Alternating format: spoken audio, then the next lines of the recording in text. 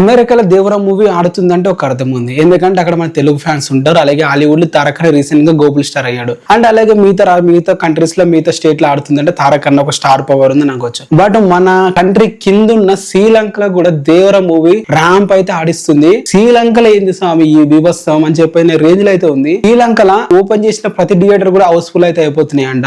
నాకైతే షాకింగ్ విషయం అనే చెప్పాలి. నేనైతే అసలు ఫుల్ సర్ప్రైజ్ అయితే అయ్యాను దీనికి. శ్రీలంకలో మూవీకి ఫుల్స్ అవ్వడం ఏంది స్వామి, ఇది హైలైట్ అనిపించింది. మీకు ఇది ప్రూఫ్ తో చూపిస్తాను. శ్రీలంకలో మన దేవర మూవీకి 3 days కి వచ్చిన గ్రాస్ మనం చూసుకుంటే దాదాపు 10K USD అయితే రావడం అయితే జరిగింది.